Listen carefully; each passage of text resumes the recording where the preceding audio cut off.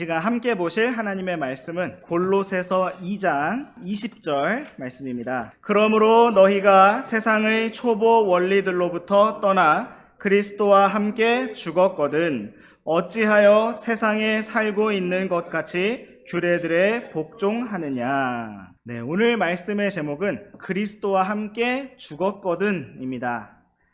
우리가 계속해서 함께 살펴보고 있는 골로새서 말씀은 골로새 교회의 성도들 뿐만 아니라 라오디게아 교회의 성도들과 또 육신으로 바울의 얼굴을 보지 못하였던 많은 성도들을 향해서도 기록된 하나님의 말씀입니다. 사도 바울은 세상의 철학과 인간의 지식으로부터 공격을 받고 있던 골로새 성도들을 향해서 그들이 나아가야 할 길이 오직 주 예수 그리스도만을 주목하여 바라보는 길임을 제시하고자 하였습니다. 당시 골로새 교회는 영지주의, 율법주의, 금욕주의와 같은 시끄럽고 복잡한 많은 인간의 말들로 혼란스러운 상태 가운데 있었습니다. 오늘날 우리들이 살아가고 있는 지금 이 시대 역시 골로새 교회의 상황처럼 세상의 온갖 정보의 홍수들로 가득하고 사람들의 권리를 주장하는 말들, 또 상처받았다고 하는 사람들의 용감하고 거친 말들, 스스로 옳다고 생각하는 자들의 큰 목소리들로 너무나 시끄럽습니다. 오늘날 이 땅에는 양털 깎는 자 앞에서 잠잠하셨던 어린 양 예수님을 닮은 사람들보다는 자신의 목소리를 높이는 사납고 공격적인 늑대들과 울부짖는 사자들이 가득한 것을 보게 됩니다. 오늘 우리가 함께 읽은 골로새서 2장 20절 말씀에서는 우리가 그리스도와 함께 죽었다고 말씀하고 있습니다. 이것은 세상의 많은 철학과 사상과 공격 속에서 성도들이 격렬하게 들고 일어나서 치열하게 싸우는 전쟁의 모습이라기보다는 세상의 말들에 전혀 반응하지 않고 무관심한 듯이 죽은 자와 같이 조용히 지나가고 있는 모습을 보여주는 것이라고 할 수가 있습니다. 우리 마음속에 세상과 육신과 죄와 사탄이 대대적으로 연합군을 결성하여 다가올 때 우리의 마음과 생각을 어지럽히고 흔들어 놓으려고 할 때 우리가 오늘 말씀의 제목처럼 나는 그리스도와 함께 죽었거든 이라고 응답하면서 오직 주 예수 그리스도만을 붙들고 승리하기를 원합니다. 물론 성경은 우리가 죽었다는 사실만 기록하고 있지는 않습니다. 우리 잠시 골로새서 3장 1절 말씀을 읽어보시겠습니다. 그러므로 너희가 그리스도와 함께 일으켜졌거든 위에 있는 그것들을 추구하라. 거기에는 그리스도께서 하나님 오른쪽에 앉아 계시느니라. 아멘.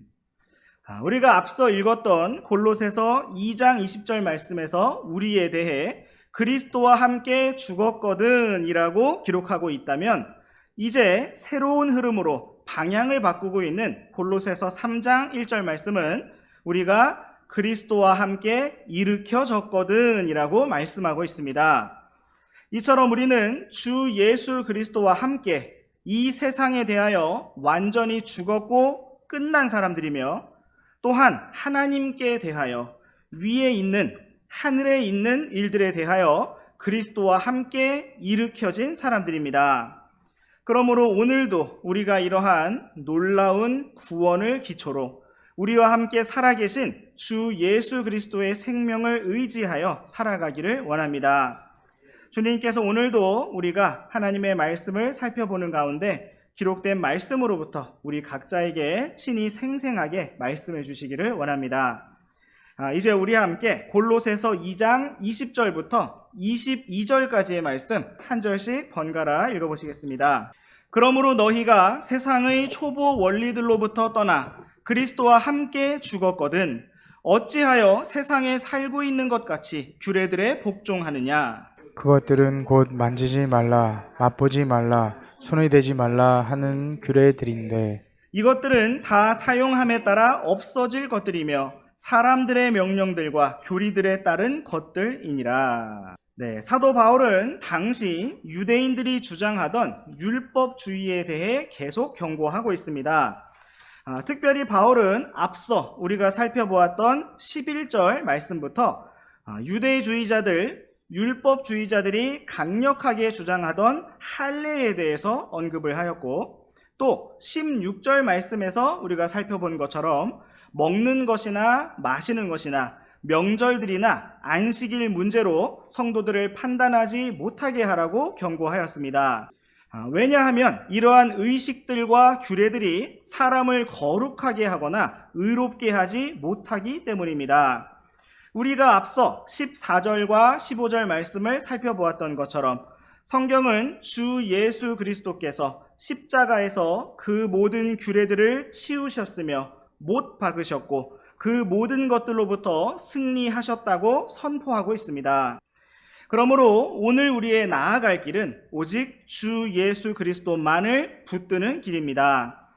우리가 또한 함께 19절 말씀에서 보았던 것처럼 우리는 오직 우리의 머리이신 주 예수 그리스도만을 붙들어야 합니다. 우리가 그렇게 머리이신 주님을 다 함께 붙들 때에 주님께 속한 한 몸으로서 주님께서 공급해 주시는 힘을 받아 온전케 세워지고 자라날 수가 있습니다. 오늘 우리가 함께 읽은 골로새서 2장 20절 말씀은 그러므로 라는 접속사로 시작되고 있습니다. 이것은 사도 바울이 지금까지 설명하였던 이 모든 영적인 원리들을 총정리하는 접속사라고 할 수가 있습니다. 그러므로 주 예수님께서 십자가로 모든 것을 이기셨으므로, 그러므로 우리 성도들이 세상의 초보 원리들로부터 떠나서 그리스도와 함께 죽었다라고 선포하고 있습니다. 그런데 어찌하여 세상에 살고 있는 것 같이 규례들에 복종하느냐라고 묻고 있습니다. 물론 우리는 아직 이 땅에서 육신을 입고 숨을 쉬며 살아가고 있습니다. 이 땅의 옷을 입고 이 땅의 음식을 먹으면서 이 땅의 사람들과 만나고 이 땅에서 직장도 가지고 일을 하면서 그렇게 살아가고 있습니다. 그럼에도 불구하고 성경은 우리가 그리스도와 함께 죽었기 때문에 더 이상 이 세상에 살고 있는 것 같이 세상의 규례들에, 세상의 초보 원리들에 복종할 수 없다고 말씀하고 있습니다. 이 말씀을 오해하지 말 것은 우리가 세상의 규례들에 복종하지 않는다는 것이 법을 무시하고 무질서하게 함부로 살아도 된다는 의미가 아니라는 사실입니다. 우리는 로마서 13장 말씀에 기록된 것처럼 하나님으로부터 나지 않은 권력이 없으며 모든 권력들이 하나님께서 임명하신 것임을 믿기에 높은 권력들에 복종하며 살아갑니다. 그런데 여기에서 말씀하시는 세상의 초보 원리들과 규례들이란 나라의 헌법과 질서를 지키는 것에 대해서 말씀하시는 것이 아니라 사람이 어떻게 구원을 받고 의롭게 되는가, 사람이 어떻게 영적이고 거룩한 사람이 되는가, 이러한 것에 대한 바로 22절 말씀에 기록된 것처럼 사람들의 명령들과 교리들에 대해서 말씀하고 있는 것입니다. 성경은 우리가 이러한 사람들의 전통들과 규례들에 대해서 그리스도와 함께 죽은 자들이라고 선포하고 있습니다. 우리 함께 골로새서 2장 20절 말씀과 동일한 진리를 선포하고 있는 우리가 너무나 잘 아시는 갈라디아서 2장 20절 말씀을 우리 다 같이 읽어보시겠습니다. 내가 그리스도와 함께 십자가에 못 박혀 있으나 그럼에도 불구하고 사노라. 그러나 내가 아니요 그리스도께서 내 안에 사시느니라. 나는 지금 내가 육체 안에서 사는 삶을 나를 사랑하사 나를 위해 자신을 주신 하나님의 아들의 믿음으로 사노라. 아멘. 성경은 우리가 그리스도와 함께 십자가에 못 박혀 죽었다고 선언하고 있습니다. 그럼에도 불구하고 우리는 여전히 살아있는데 이것은 우리가 세상에 대하여 구원받기 이전과 같이 살아있는 것이 아니라 이제는 내가 아니요 그리스도께서 내 안에 사시는 것이라고 말씀하고 있습니다.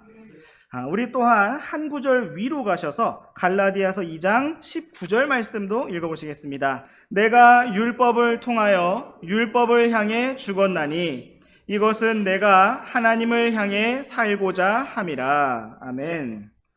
이 말씀은 골로새서에 기록된 말씀과 정확히 동일한 흐름을 보여주고 있습니다. 사도 바울은 자신이 율법을 통하여 율법을 향하여 죽었으며 오직 하나님을 향해 살아있다고 선포하였습니다.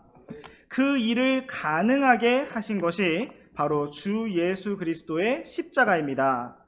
또한 우리 함께 갈라디아서 2장 21절 말씀도 읽어보시겠습니다. 내가 하나님의 은혜를 헛되게 하지 아니하노니 만일 의가 율법에 의해 온다면 그리스도께서 헛되이 죽으셨느니라. 아멘. 우리가 잘 아는 찬송가 중에 나의 의는 이것뿐 예수님의 피밖에 없네 라는 가사가 있습니다.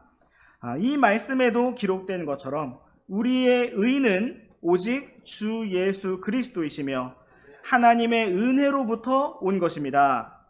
그 어떤 사람도 율법의 행위로 자기 자신의 삶으로 의롭게 될 수 없습니다.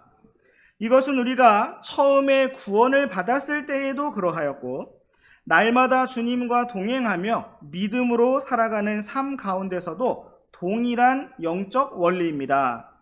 우리가 하늘에 올라가서 주님 앞에 서게 되었을 때에도 영원 무궁토록 우리는 오직 이 원리로 하나님의 은혜로 주님과 함께하게 될 것입니다.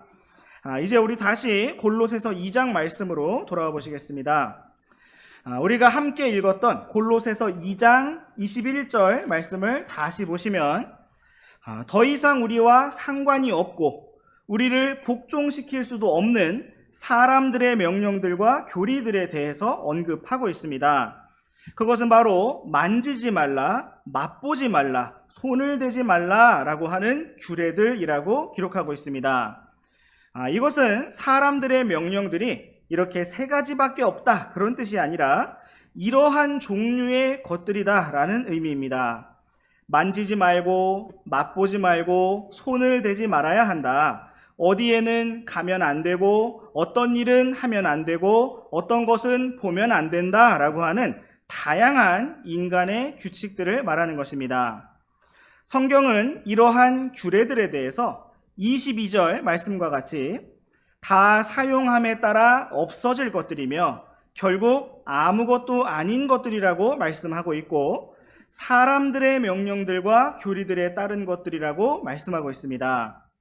또한 이것은 우리가 앞서 20절 말씀에서 본 것처럼 세상의 초보 원리들입니다.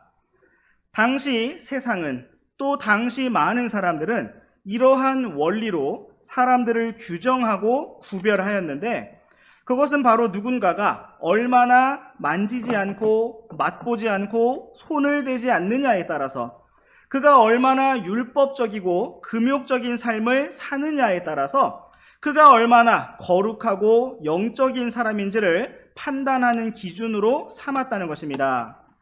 먹고 싶은 것을 먹고 싶지 않은 것처럼 하면서 참고 가지고 싶지만 가지고 싶지 않은 것처럼 하면서 가지지 않는 그러한 삶의 모습이 바로 구원받은 표시이고 영적인 사람의 표시이며 거룩한 사람의 모습이라고 판단하였다는 것입니다.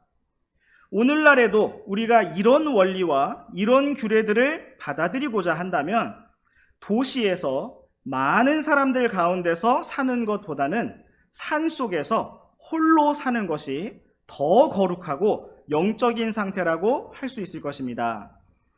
이러한 세상의 원리에 따르면 산속에 절을 짓고 사는 불교의 스님들, 산속에 수도원을 짓고 사는 로마 카톨릭의 수녀님들, 혹은 종교와 상관없지만 산에서 자연인으로 살아가는 분들이 참으로 거룩하고 영적인 사람들이라고 할 수가 있을 것입니다.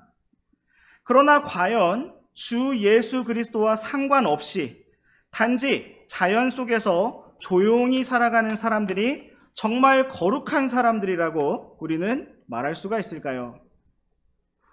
우리는 복음의 원리에 의해서 하나님의 말씀에 기록된 영적 원리에 의해서 주 예수 그리스도의 보혈이 없이는 아무도 거룩하게 될 수가 없으며 오직 모든 사람은 지옥에 해당하는 죄인일 뿐이라는 사실을 분명히 알고 있습니다.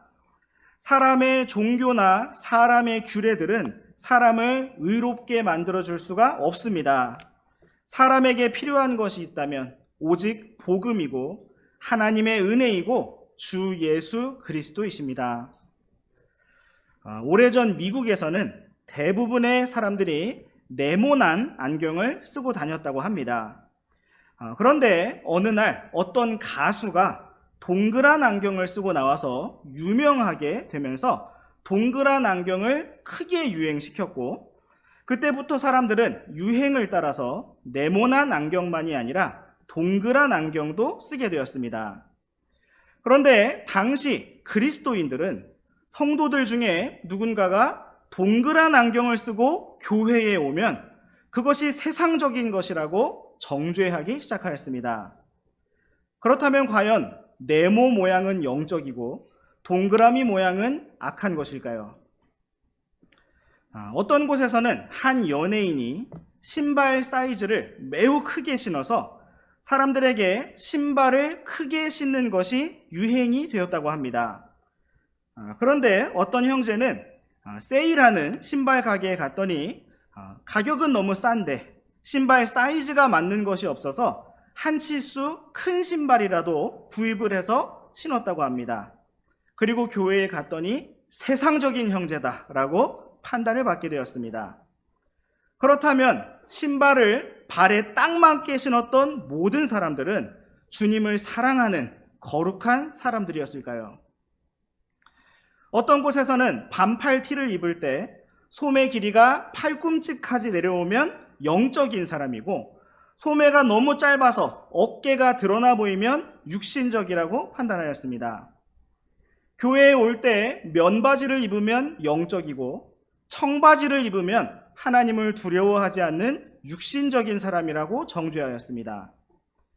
어떤 사람들은 영화나 드라마를 보는 것은 너무 세상적인 일이고, 정치와 경제에 관한 뉴스를 많이 보는 것은 영적인 것이라고 판단합니다.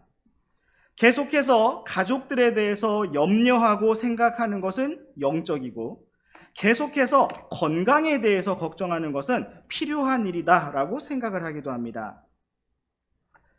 어떤 교회에서는 예배 시간에 악기를 연주하는 것이 세상적인 것이라고 판단하였고, 또 다른 교회에서는 피아노만 연주해야 된다라고 주장하기도 하였습니다. 또 저는 어릴 적에 눈 오는 날 눈사람을 만드는 것이 하나님께 직접적으로 영광을 돌리는 일이라고 할 수가 없기 때문에 그것이 죄구나라고 깨닫기도 하였습니다. 눈 오는 날 눈싸움을 하고 눈사람을 만드는 사람은 하나님이 주신 귀중한 시간을 헛되이 사용하는 육신적인 사람이다라고 판단하는 기준을 가지기도 했습니다.